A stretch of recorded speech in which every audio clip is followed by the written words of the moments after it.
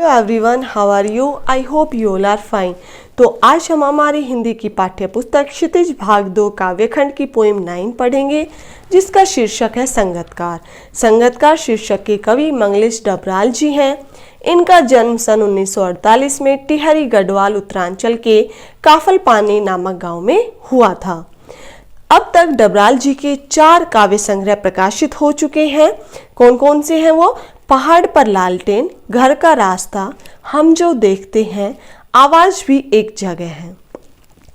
श्री डबराल जी जहां पुरानी परंपराओं का विरोध करते हैं, वहां नए जीवन मूल्यों का पक्षधर बनकर सामने आते हैं। कविता परिचय। जैसा कि आप सभी को पता है कि हमारी कविता जो शीर्षक है वो क्या है? संगतकार। संगतकार अर्थात साथ देने वाला। तो ये जरूरी नहीं है कि संगतकार हमें संगीत के क्षेत्र में हमारा साथ दे। संगतकार किसी भी क्षेत्र में हमारा साथ देकर अर्थात अपनी अहम भूमिका निभाकर हमें ऊंचाइयों तक पहुंचाने में हमारी मदद करता है। लेकिन यहाँ पर कवि मंगलेश डबराल जी ने संगीत के लिए ये पोएम लिखी है, तो इसमें संगतकार से तात्पर्य मुख्य गायक के साथ अर्थात मुख्य गायक के पीछे गायन करने वाला या कोई वाद्य बजाने वाला कोई भी हो सकता है, उस संगतकार का वर्णन यहाँ पर किया है। तो बच्चों, पोएम को शुरू करने से पहले मैं आपको बता दूं कि आपको पोएम की जो एक्सप्लेनेशन है वो बहुत अच्छे से लर्न करनी है, उसको समझना है, क्योंकि जब तक आपको बेस्ट एक्सप्लेनेशन नहीं आएगी तब तक बोर्ड एग्जाम में पूछे गए एक्सप्लेनेशन से रिलेटेड क्वेश्चन आंसर कैसे फाइंड आउट कर पाओगे। इसलिए इस वीडियो को बड़े ही ध्यान से देखिए, क्योंकि आपके बोर्ड एग्जाम में कंप्लीट एक्सप्लेनेशन ना करवाकर आपसे जो ये पोएम है उससे रिलेटेड प्रश्न पूछे जाएंगे। तो शुरू करते हैं हमारी पोएम। मुख्य गायक की चट्टान जैसे भारी स्वर का साथ देती वह आवाज सुंदर कमजोर कांपती हुई थी। मुख्य गायक कौन होता है? जो गायक मंडली का मुख्य होता है, ठीक है ना। कि चट्टान जैसे भारी स्वर का साथ देती, जो मुख्य गायक है उसके स्वर कैसे चट्टान के समान भारी है। वह आवाज सुंदर कमजोर कांपती हुई थी। कवि कह रहे हैं कि जो गायक मंडली होती है, जो उसका मुख्य गायक होता है, जब वो अपनी चट्टान जैसी भारी आवाज में गाता है तो उसका साथ कौन देती है? वह आवाज जो सुंदर कमजोर और जो कांपती हुई आवाज है वो उसका साथ देती है। और सुंदर कमजोर कांपती हुई आवाज यहाँ पर किसकी है? संगतकार की। अर्थात जब मुख्य गायक अपनी भारी भरकम आवाज में गाता है तो जो संगतकार होता है वो हमेशा ही उसका साथ देता है। वह मुख्य गायक का छोटा भाई है या उसका शिष्य या पैदल चलकर सीखने वाला दूर का कोई रिश्तेदार। अब कवि क्या कह रहे हैं कि जिस समय संगतकार उसका साथ देता है, किसका? मुख्य गायक के गाने में साथ देता है, उसके पीछे पीछे गाता है, उस समय संगतकार ऐसा लगता है कि या तो मुख्य गायक का संगतकार छोटा भाई है या उसका कोई शिष्य है या फिर कहीं दूर से पैदल चलकर आने वाला कोई उसका रिश्तेदार अर्थात संबंधी है। मुख्य गायक की गरज में वह अपनी गूंज मिलाता आया है प्राचीन काल से। मुख्य गायक की गरज क्या होती है? ऊंची गंभीर आवाज में वह कौन? संगतकार अपनी गूंज अर्थात स्वर को मिलाता आया है, मतलब मिलाता आ रहा है। कब से? प्राचीन काल से, मतलब बहुत पुराने समय से। और जब वो ऐसा लगता है जो मतलब या तो उसका दूर का रिश्तेदार है या उसका शिष्य है या मुख्य गायक का छोटा भाई है, तो उसके ऐसे व्यवहार से ऐसा लगता है कि जैसे संगतकार आज से नहीं बल्कि बहुत पहले समय से ही मुख्य गायक की ऊंची गंभीर आवाज में अपने स्वर को मिलाता आ रहा हो। गायक जब अंतरे की जटिल तानों के जंगल में खो चुका होता है या अपने ही सरगम को लांघकर चला जाता है भटकता हुआ एक अनहद में। कवि मंगलेश डबराल जी क्या कह रहे हैं कि गायक को जब मुख्य गायक अंतरे क्या होता है? स्थायी टेक को छोड़कर गीत का जो शेष चरण होता है उसकी जटिल तानों में, जो कठिन तान होती है उनके जंगल में जब वो खो चुका होता है, अर्थात कहने का क्या तात्पर्य है कि जब मुख्य गायक अपने स्वर को लंबा खींचकर अंतरे की जब कठिन तानों के जंगल में खो जाता है या अपने ही सरगम क्या होता है? संगीत के 7 स्वर होते हैं, उनको ऊंचा उठाना, वही क्या कहलाता है? सरगम।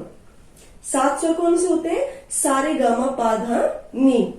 तो जो ये सात स्वर है, जब मुख्य गायक अपने संगीत के सातों स्वरों को उठाने लगता है तो लांग का, सरगम को लांग कर चला जाता है।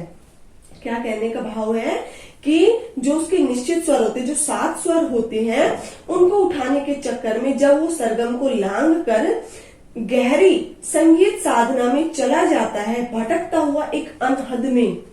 अनहद क्या होता है? असीम, बहुत दूर। ये इसका शाब्दिक अर्थ होता है असीम, मतलब उसकी कोई सीमा ही नहीं है, अनंत दूर तक। और इस कविता में इसका क्या अर्थ है? असीम मस्ती, मतलब बहुत सारी मस्ती, जिस मस्ती का कोई अंत ही ना हो।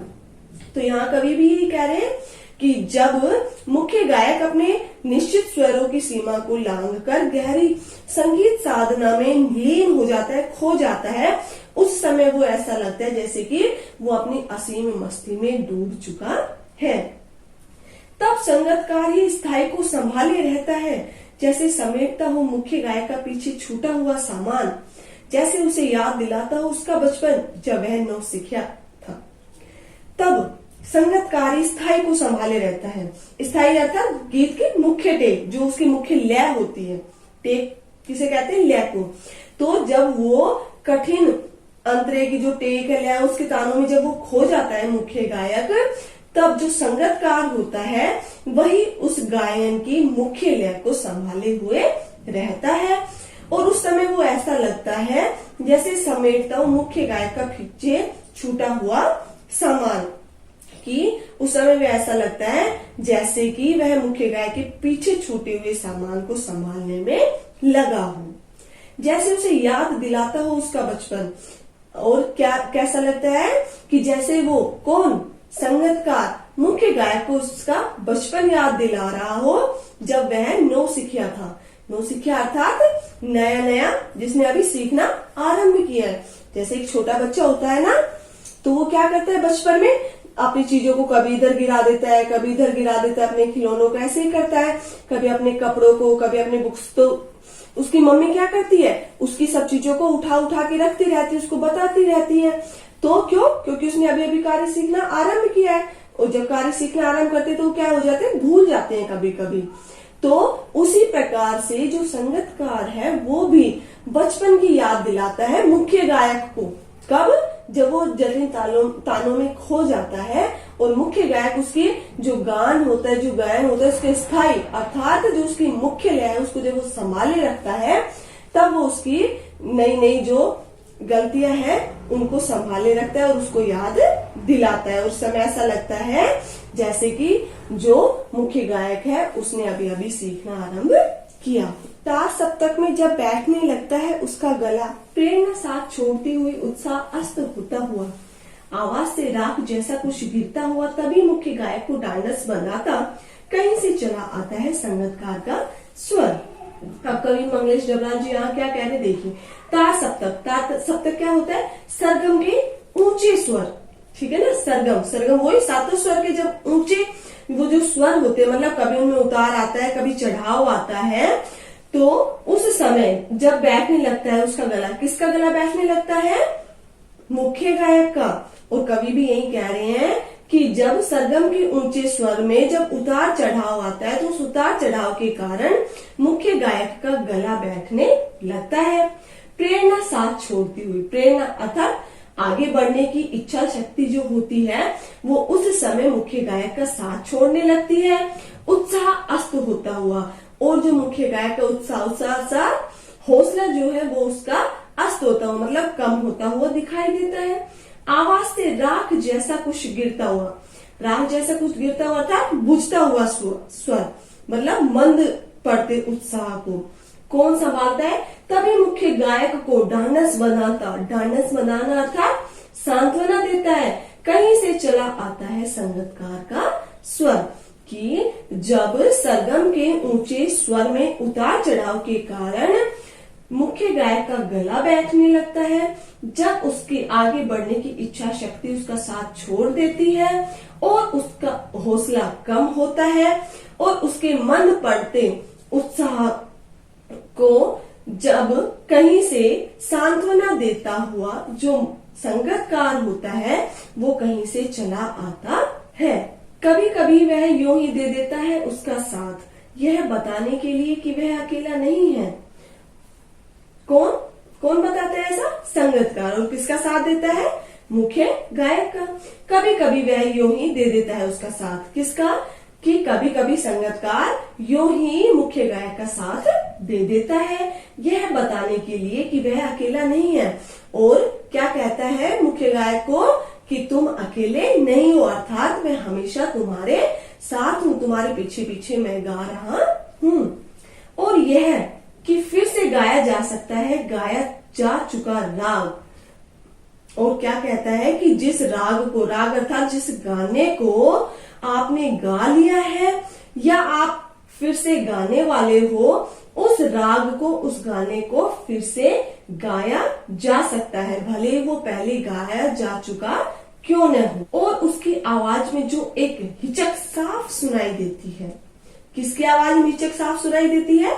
मुख्य गायक संगतकार की आवाज में हिचक साफ सुनाई देती है, क्योंकि वह जानबूझकर मुख्य गायक की आवाज की बातें खुलकर नहीं गाना चाहता, ताकि जो मुख्य गायक है उसका स्वर उभर कर आ सके। इसलिए जो हिचक है वो किसकी आवाज में साफ सुनाई देती है? संगतकार की। या अपने स्वर को ऊंचा न उठाने की जो कोशिश है उसे विफलता नहीं, उसकी मनुष्यता समझा जाना चाहिए। मंगेश डबराल जी क्या कह रहे हैं कि जब वो अपने मुख्य गायक का हौसला बढ़ाता है, उसको धैर्य दिलाता है कि मैं आपके साथ हूं, जो आपने राग, जो लय, स्वर आपने गा लिए हैं या गाए जा चुके हैं या आप गाने वाले हो, आप उनको फिर से गा सकते हो। उस समय जो संगतकार होता है उसकी आवाज में एक हिचक सुनाई देती है। क्यों? क्योंकि वो मुख्य गायक के जो स्वर है उनको उभार कर लोगों के सामने ला देना चाहता है, और या अपने स्वर को ऊंचा न उठाने की कोशिश करता है। और कवि क्या कहते हैं कि जो संगतकार है वो अपने स्वर को ऊंचा नहीं उठाने की कोशिश करता, उसे विफलता नहीं, मतलब वो अपने मुख्य गायक की इतनी रिस्पेक्ट कर रहा है, इतना मान सम्मान कर रहा है, वो उसकी विफलता था असफलता नहीं समझना चाहिए, बल्कि उसकी मनुष्यता समझा जाना चाहिए कि अपने स्वर को स्पष्ट रूप से सभी के सामने न लाना उसकी विफलता असफलता नहीं, बल्कि ये तो उसके हृदय में भलाई की भावना समझी जानी चाहिए कि संगतकार मेल होते हुए भी जो मुख्य गायक के स्वर को ही दुनिया के सामने लाता है। Thank you.